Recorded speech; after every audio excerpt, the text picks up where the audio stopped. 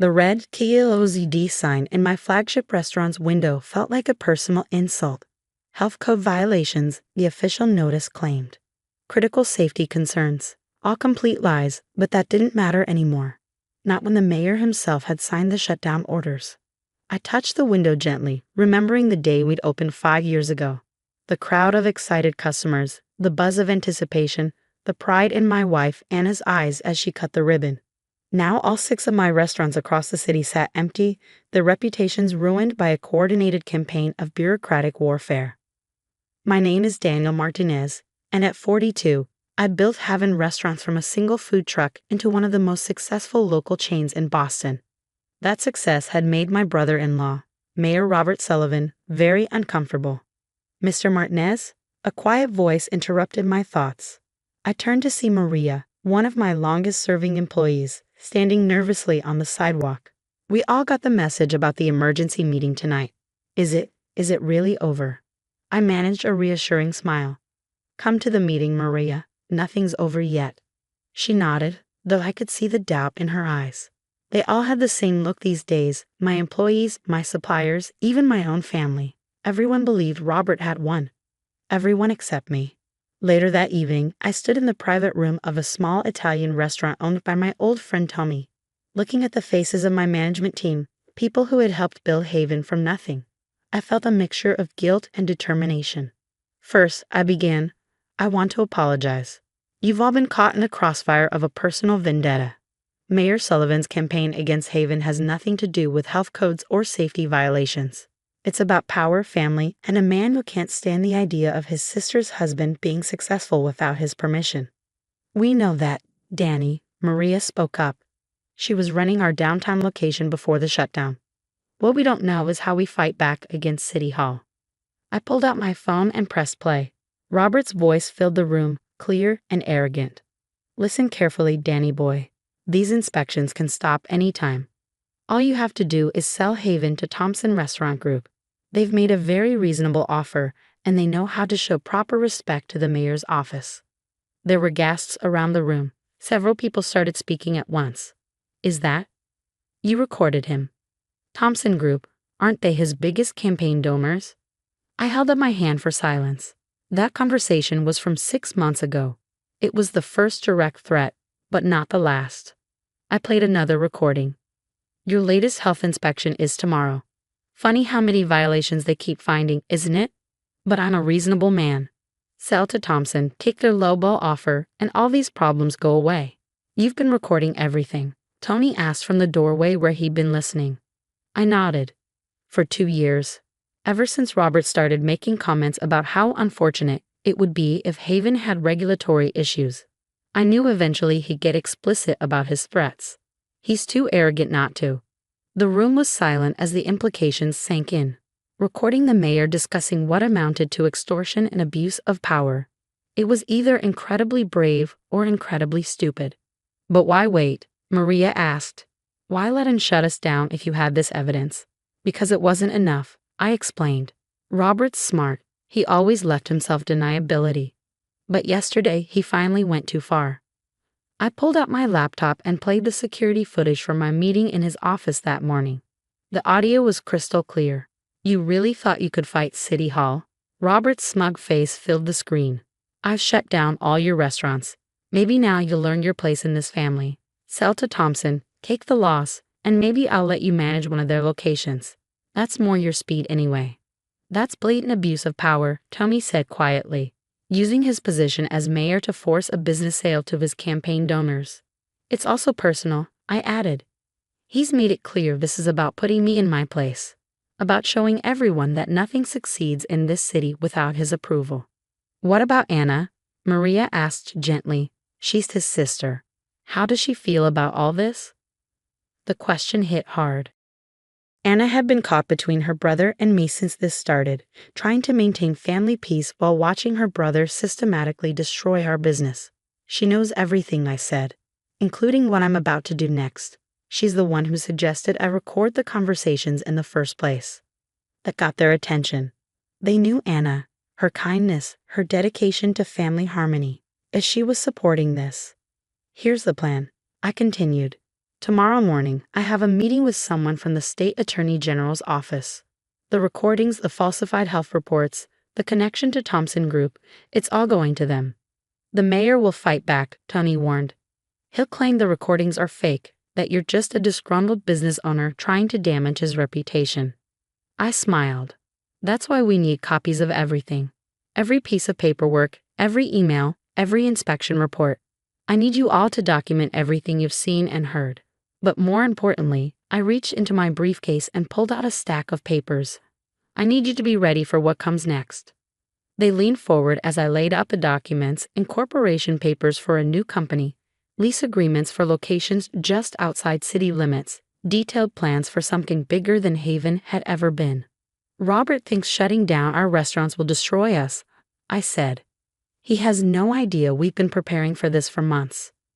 But I need to know, are you all with me? One by one, they nodded.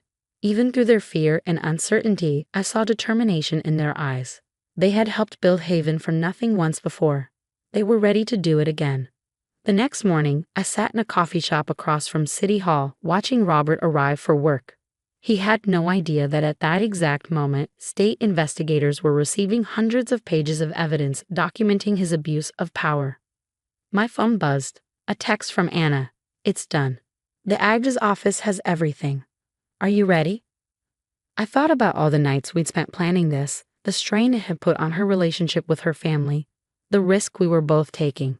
Ready? I texted back. I love you. Love you too. Make him regret underestimating you. I smiled, remembering something my father used to say. Success is the best revenge, but timing is everything.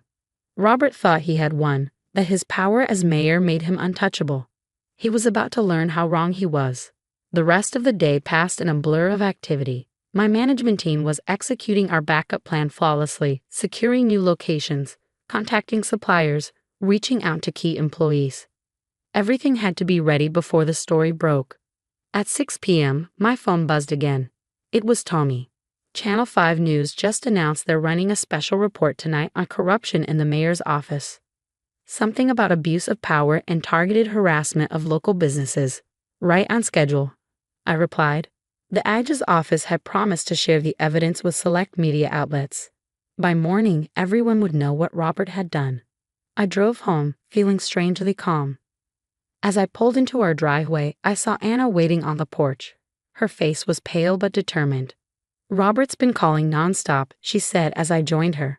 He knows something's coming, but he doesn't know what. I took her hand. Are you sure about this? Once it starts. He's my brother and I love him, she said firmly. But what he's done, to you, to our employees, to this city, it's wrong. Sometimes family needs to face consequences. We sat together on the porch swing, waiting for the news to break.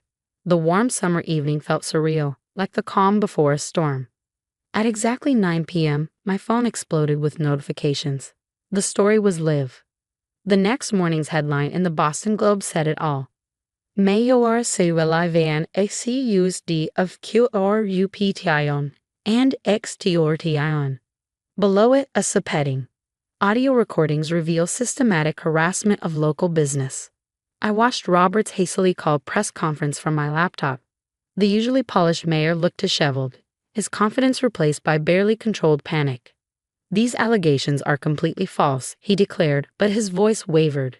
This is a coordinated attack by a disgruntled business owner who couldn't meet basic health and safety standards. Then a reporter asked the question we'd been waiting for.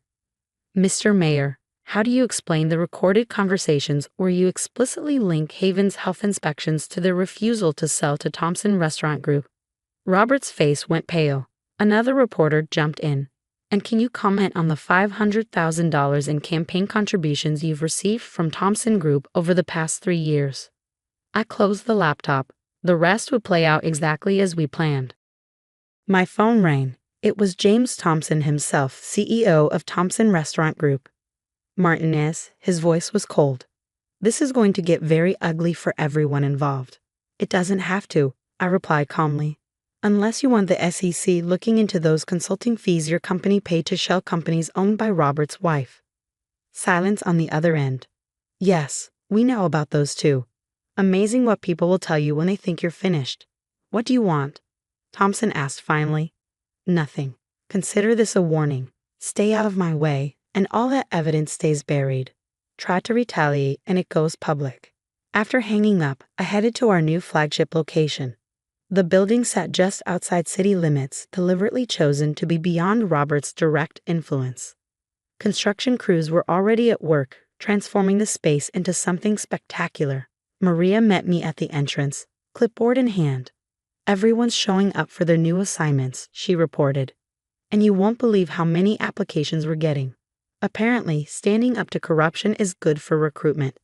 I smiled, remembering all the nights we'd spent planning this transition.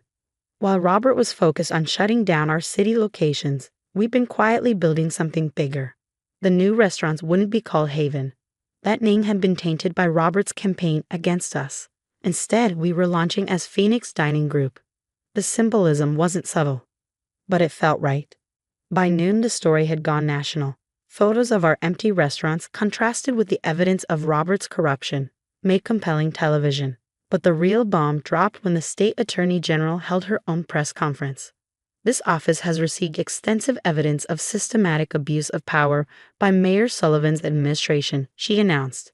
We are opening a formal investigation into corruption, extortion, and misuse of public resources. My phone buzzed with a text from Anna. He's resigning. Emergency announcement at 3 p.m. I gathered my management team to watch Robert's resignation.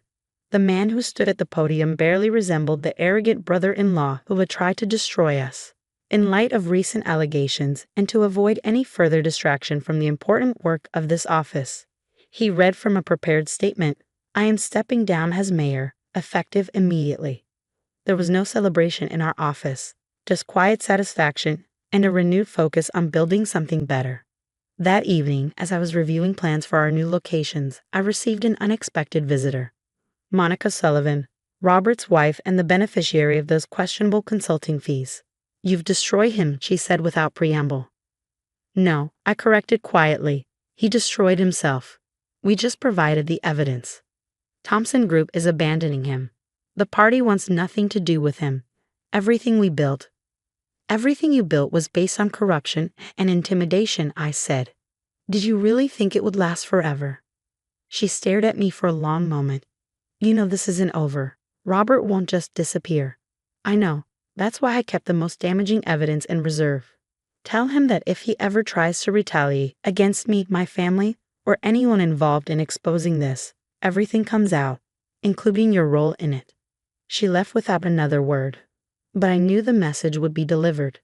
The next few months were intense but rewarding. Phoenix Dining Group opened its first location to lines around the block.